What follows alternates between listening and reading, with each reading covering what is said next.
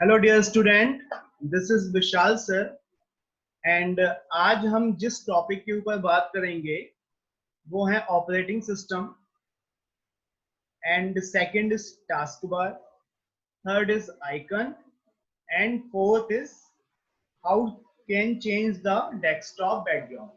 Okay, तो move करते हैं फर्स्ट टॉपिक की को, जो है ऑपरेटिंग सिस्टम। अब ऑपरेटिंग सिस्टम क्या होता है एंड इसकी नीड क्या है, पहले इसको समझते हैं। तो operating system is a set of program which connect the user and electronic hardware।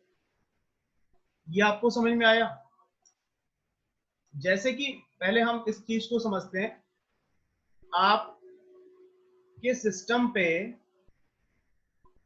जब आप सिस्टम ऑन करेंगे तो पहला जो एप्लीकेशन लॉन्च होगा, लोड होगा आपके सिस्टम पे, वो होगा आपका ऑपरेटिंग सिस्टम। जैसे कि अगर मैं अपने सिस्टम की बात करता हूं, ये आपके जो सामने है, ये हमारा एक ऑपरेटिंग सिस्टम है, ठीक है, जो लोड हुआ है हमारे कंप्यूटर सिस्टम पे।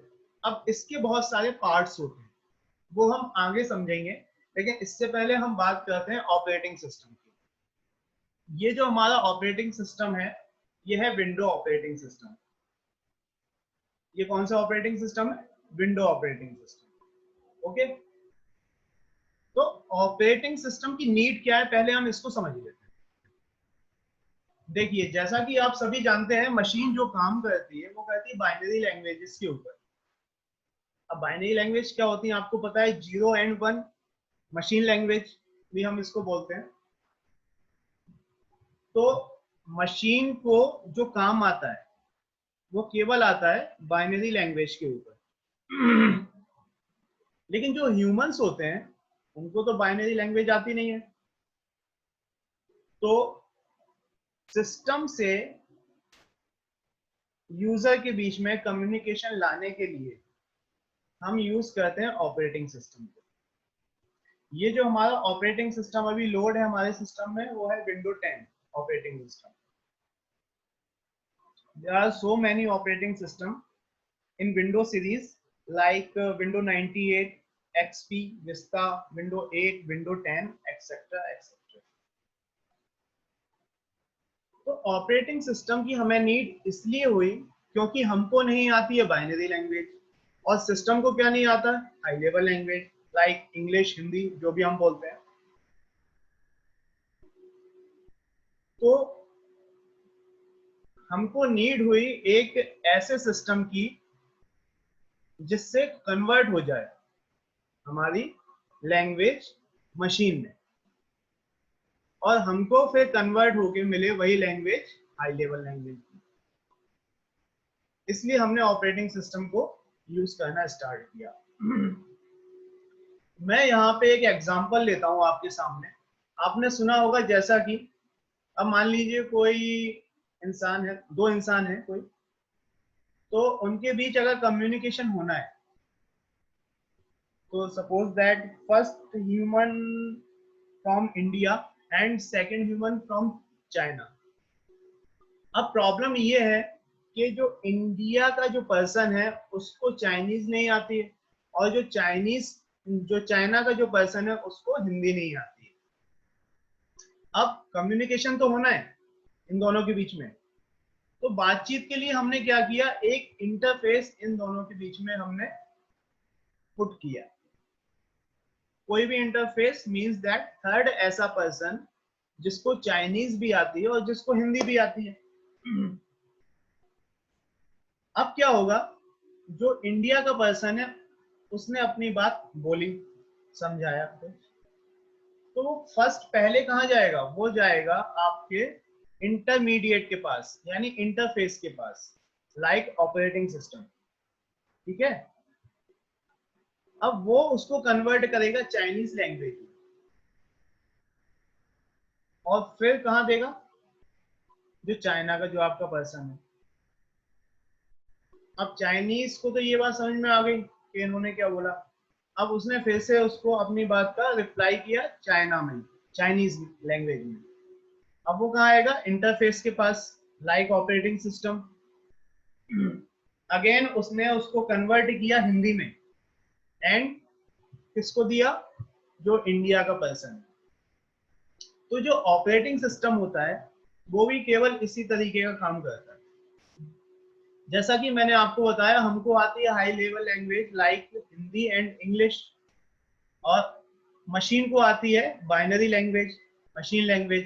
तो ऑपरेटिंग सिस्टम का काम केवल इतना सा होता है कि जो हमारे हाई लेवल इंस्ट्रक्शंस होते हैं जो भी, वो उनको कन्वर्ट करता है पहले मशीन लैंग्वेज में, एंड आफ्टर दैट कन्वर्ट होने के बाद वो सारे इंस्ट्रक्शन प्रोसेस होते हैं, एंड प्रोसेस होने के बाद उसका जो भी आउटपुट आता है वो अगेन पहले कहाँ आता है, ऑपरेटिंग सिस्टम के बाद in binary form, machine form, and उसके बाद वो उसको कन्वर्ट करता है हाई लेवल लैंग्वेज और हमको दे देता है। जैसे कि अगर मैं यहाँ पे एक एग्जांपल लूं, आपने बहुत बार ये काम किया भी होगा, जैसे आपने कैलकुलेटर इसमें सिस्टम के अंदर जो यूज किया है, उसमें सपोज दैट आपने किया 2 + 2, तो आप देखते हैं आपके पास रिजल्ट बहुत फास्ट आता है 4। लेकिन ये इतना आसानी से ये सारा काम होता नहीं है। हमने तो किया 2 + 2, लेकिन वो पहले कन्वर्ट होगा, 2 + 2 कन्वर्ट होता है इन मशीन लैंग्वेज में। ये काम कौन करता है, ऑपरेटिंग सिस्टम आपका। और कन्वर्ट होके वो कहाँ जाता है, मशीन के पास। प्रोसेस होने के बाद बाइनरी लैंग्वेज में अगेन उसका जो आउटपुट आता है वो भी आता है इन बाइनरी फॉर्म, लेकिन कहाँ आता है, ऑपरेटिंग सिस्टम के पास, एंड देन वो उसको कन्वर्ट करता है हाई लेवल, इसलिए आपको शो हो जाता है 4। तो ऑपरेटिंग सिस्टम का सिंपल सा केवल यही एक काम होता है कि वो कन्वर्ट करता है हाई लेवल लैंग्वेज को मशीन लैंग्वेज में, मशीन लैंग्वेज को हाई लेवल लैंग्वेज। ये एक इंटरफेस का काम करता है जिससे आप कनेक्ट हो पाओ अपनी मशीन के साथ। आई होप आपको ये सारी चीजें समझ में आई होंगी। अब हम मूव ऑन करते हैं नेक्स्ट टॉपिक पर, जो है टास्क बार। टास्क बार क्या होता है? A taskbar is an element of graphical user interface which has various purpose. Task bar को आप ऐसे भी समझ सकते हैं, a horizontal bar located at the bottom of the desktop। ये देखिए, ये जो पट्टी नीचे आती है, स्ट्रिप जो आती है नीचे, इसको हम बोलते हैं टास्क बार। ओके, सिंपल है ये। अब टास्क बार में होता क्या है? टास्क बार में बहुत सारी चीजें होती है, जैसे आप देख सकते हैं टास्क बार में होता है स्टार्ट बटन। ये स्टार्ट बटन, इस पे क्लिक करेंगे ये सारी इंफॉर्मेशन आ जाएगी, ठीक है। इसके अलावा आपने जो भी प्रोग्राम ओपन किए हुए हैं वो मिनिमाइज फॉर्म में कहाँ आते हैं, टास्क बार में ही आ जाते हैं। ओके, एंड आप यहाँ राइट हैंड साइड में देखेंगे ये डेट और टाइम की जो सेटिंग आती है ये भी इसी के अंदर आती है। ये देखिए डेट एंड टाइम, यहाँ से चेंज हम डेट एंड टाइम यहाँ से चेंज भी किया जा सकता है। तो सिंपल यही होता है आपका टास्क बार। आगे बढ़ते हैं। Next is icon. आइकन क्या होते हैं? An icon is a small graphical representation of a program and file. हमारे जितने भी प्रोग्राम्स होते हैं, फाइल होते हैं, उसका एक आइकन होता है उसको ओपन करने के लिए। जैसे आप देखेंगे मेरी विंडो में ये जो साइड से ये जो है ना, ये सभी क्या है, ये आइकन्स हैं। ये देखिए ये सब क्या है, आइकन्स। हर एक एप्लीकेशन का एक आइकन है मेरे पास। जैसे अगर मुझे माई कंप्यूटर ओपन करना है तो यहाँ पे देखिए एक आइकन है, दिस पीसी। ये देखिए ये ओपन हो गया, ठीक है। रिसाइकिल बिन का अगेन एक आइकन है, डबल क्लिक किया, रिसाइकिल बिन ओपन हो गया, ठीक है। इस तरह से आप देख सकते हैं हर एप्लीकेशन का, हर इमेज का, हर फाइल का एक आइकन होता है जिससे हम उस एप्लीकेशन को यूज कर सकते हैं। ओके, बहुत ही सिंपल है ये सारी चीजें। आई होप आप सभी को समझ में आ गई होंगी। अब एक नेक्स्ट जो थिंग्स है वो है how can change the desktop background. इसको और समझ लेते हैं। मीन्स दैट आप अपने डेस्कटॉप का जो बैकग्राउंड है उसको आप कैसे चेंज कर सकते हो।